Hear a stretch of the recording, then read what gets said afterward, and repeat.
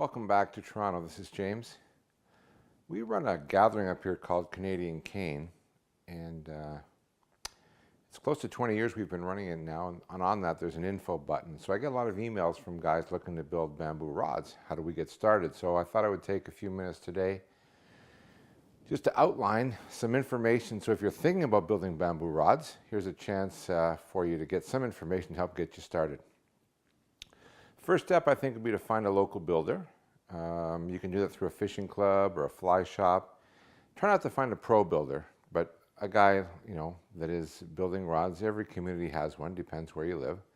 Reach out to him, and they will always invite you over for a coffee and just show you around their shop and give you some idea of the scope of the hobby. And that's a great place to start, kind of a fact-finding information. The other area you may want to consider is taking a class.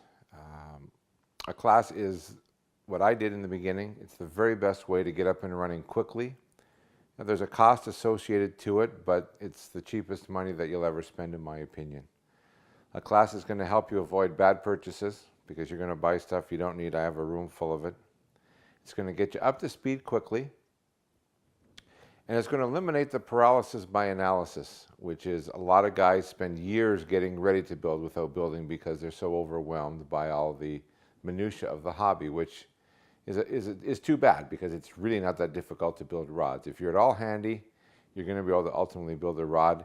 Obviously, your later rods are going to look nicer than your new rods, but it's not that hard to do.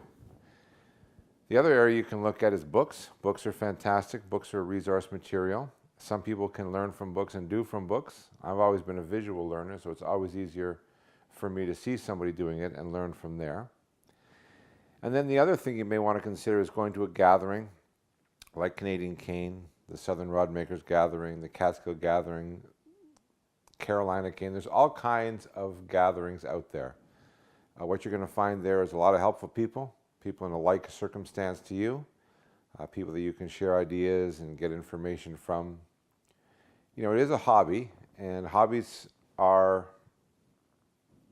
never cheap. So people always say, well, how much does it cost to get into rod making? And pretty much that's an impossible question for me to ask because I don't know your personality, I don't know your style, I don't know your circumstance.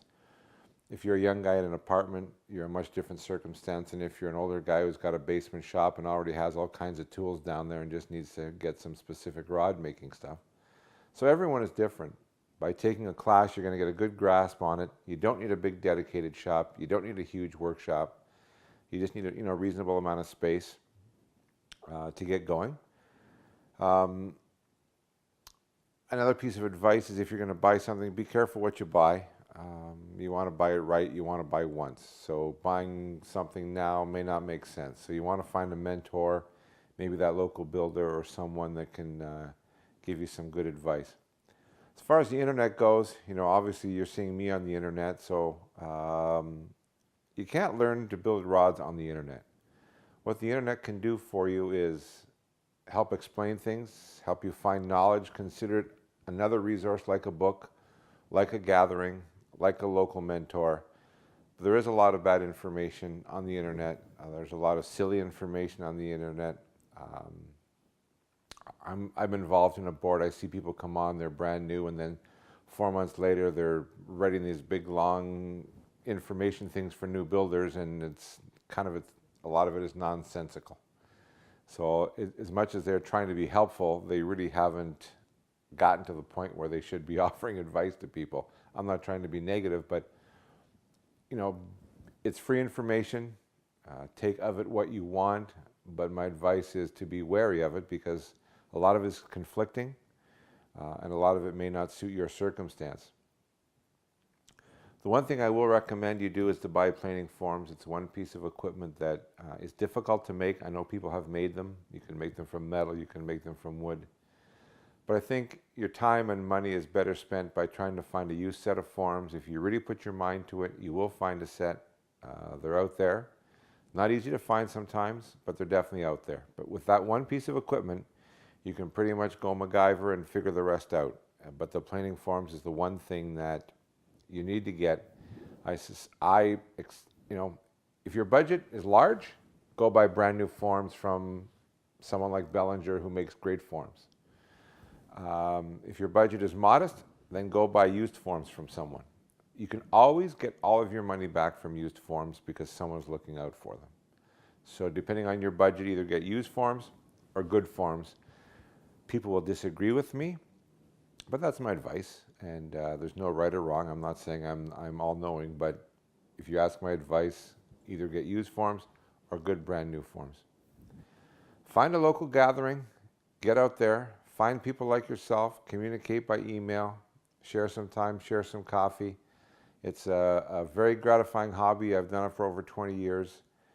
It's not difficult to build bamboo fly rods, but it does take time and patience, a little bit of handiness. But it doesn't take a lot of specialized equipment, just a little bit. And you don't need to buy all of your equipment at once. I know with my students, I tell them to get planing forms. If they need to come over and borrow an oven or borrow my glue binder or run some strips through the beveler, I'm happy to do it for them. They just bring me a coffee, we have a little visit, no problem. So you don't have to buy all those things all at once. Get planing forms, get some rudimentary equipment, get some a decent plane, learn how to sharpen it, and you're most of the way there. You really are. So congratulations on at least finding this video and considering the hobby, and good luck in your quest. Like all things, if you need to reach out to me, you can. canebuilder@gmail.com. And thanks for watching, and enjoy the rest of your day.